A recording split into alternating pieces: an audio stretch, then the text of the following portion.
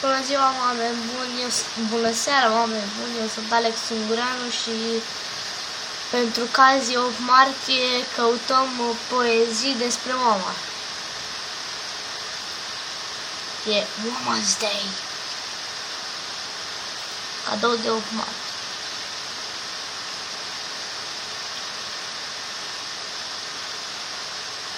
Autor nespecificat. Iubita mea mămică, sunt trup din trupul tău și tu mereu mă aperi de tot ce este rău. E zâna mea cea bună, care în vis apare, ca să mă ferească de tot ceea ce doare. Iubirea ce mă porți este atât de mare, iar eu ți-o răsplătesc dăruindu-ți o floare. Eu sunt ca mititică și atât îți pot da, o minunată floare și inimioara mea.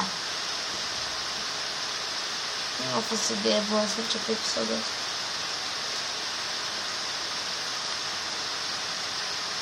Fiindcă pe mine nu mă mai comunica chestia asta.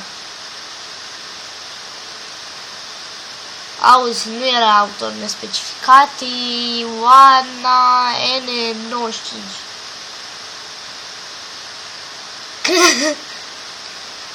No. Cine de Bebela?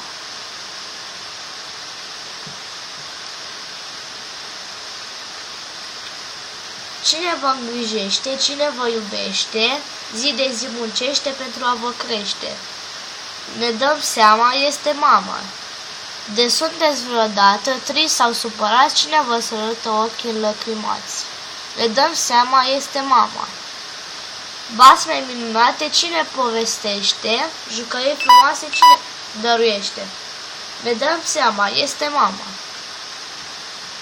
Scurtă, dar frumoasă. Stai.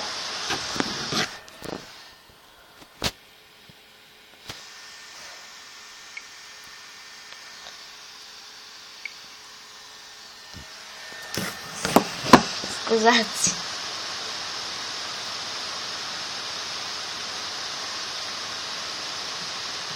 Căutăm alta.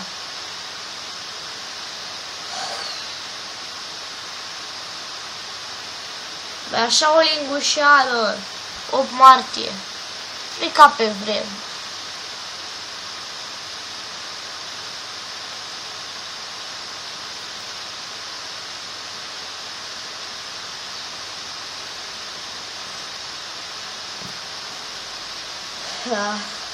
Ești mama. Publicat de Georgiana la 11 și 5 caz. La 11 și ești foarte bine. Din buchetul vieții Dumnezeu te-a ales pe tine, floarea frumuseții, să ai grijă de mine. Din mii de îngeri tu ești aproape, te ating, înger cu chip, din mii de stele strălucitoare,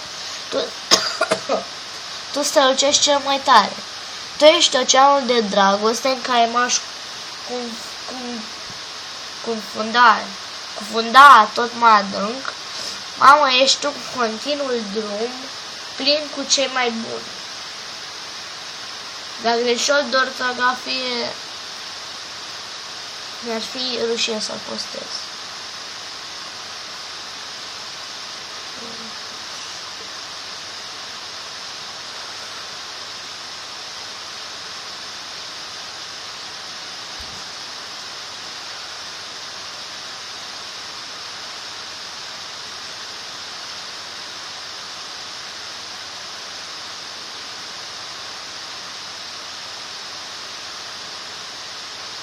Uite ce-am găsit.